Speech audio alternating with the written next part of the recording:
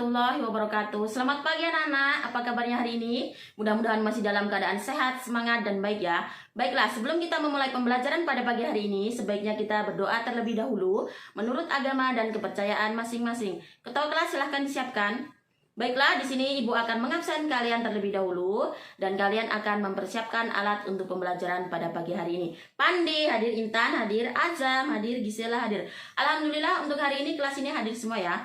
Baiklah, selanjutnya untuk mengingatkan kalian tentang materi pembelajaran minggu lalu, ada yang masih ingat? Ya, tentang cerita fantasi. Nah, Intan, sekarang coba kamu jelaskan apa pengertian dari cerita fantasi. Ya, tepat sekali. Alhamdulillah untuk pembelajaran materi minggu lalu masih bisa kalian pahami, mengerti dengan baik dan jelas ya. Nah, baiklah selanjutnya, pada pagi hari ini di sini Ibu akan memberikan kalian pembelajaran baru yaitu tentang berita. Nah, ada dua bagian yang akan kita bahas dari berita. Yang pertama ada definisi atau pengertian berita dan yang kedua ada unsur berita. Nah, adapun tujuan pada pembelajaran kita pada hari ini adalah agar kalian bisa mengerti dan memahami apa pengertian berita serta mampu menjelaskan unsur yang ada di dalam sebuah berita. Jelas ya? Nah, coba sekarang kalian perhatikan dan lihat. Benda apa yang Ibu pegang? Nah, tentu di sini kalian sudah pernah melihatnya ya. Nah, ada yang tahu nama benda ini? Ya, ini adalah sebuah media cetak, boleh. Terus media massa, boleh. Terus apa lagi? Koran, ya. Nah, anak-anak, jadi di sini adalah ini sebuah media massa cetak berupa koran. Nah, selanjutnya, biasanya apa yang biasa kalian dapat temukan dan lihat di dalam sebuah isi koran? Ya, adanya sebuah informasi. Nah, informasi apa yang biasanya ada di dalam koran? Ya, terkait dengan adanya periklanan, boleh. Terus apalagi adanya lowongan pekerjaan. Terus tentang berita. Nah, berkaitan dengan berita, informasi apa biasanya yang disajikan di dalam sebuah berita?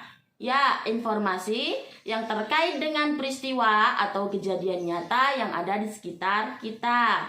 Nah, selanjutnya, bagaimana agar masyarakat itu bisa mengetahui bahwa di dalam sebuah berita terdapat informasi?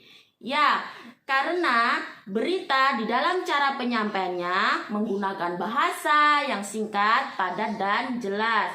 Sehingga masyarakat akan dengan mudah dan memahami apa yang disampaikan di dalam informasi sebuah berita. Paham ya? Nah, selanjutnya, apakah kalian hanya melihat berita ini di dalam sebuah koran? Tidak ya. Nah, di mana lagi kalian biasanya menemukan berita? Ya, adanya di internet. Terus di mana lagi? TV. Terus di mana lagi? Radio. Nah, anak-anak, jadi di sini berita merupakan informasi berupa fakta yang disampaikan oleh seseorang baik melalui media cetak ataupun media elektronik dengan bahasa yang singkat, padat, dan jelas. Sampai di sini paham? Mengerti? Alhamdulillah. Kita lanjutkan pada bagian yang kedua yaitu unsur di dalam berita. Nah, unsur di dalam berita di sini adanya 5W1H atau di dalam bahasa Indonesia yang kita kenal dengan istilah adik simba. Nah, ada yang tahu apa bagian dari 5W1H ini? Ada yang bisa menjelaskan bagian-bagiannya? Ya, yang pertama ada apa, kedua ada di mana, kapan, siapa, mengapa, dan bagaimana. Sampai sini jelas? Bisa dipahami? Mengerti ya? Ada yang ingin ditanyakan?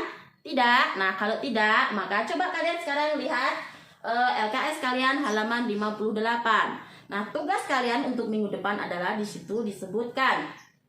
Carilah satu contoh berita, boleh melalui media cetak ataupun media elektronik. Lalu tentukan unsur 5W1H yang terdapat di dalam berita tersebut. Paham ya tugas untuk minggu depan? Jelas ya? Nah, kalau sudah jelas, maka kesimpulan dari pembelajaran kita hari ini apa? Ada yang bisa menyimpulkan? Ya, kesimpulannya adalah berita di sini berupa informasi, fakta yang disampaikan oleh seseorang baik melalui media cetak ataupun media elektronik dengan cara penyampaiannya menggunakan bahasa yang singkat, padat, dan jelas. Serta di dalam sebuah berita terdapat unsurnya yaitu adanya 5W1H.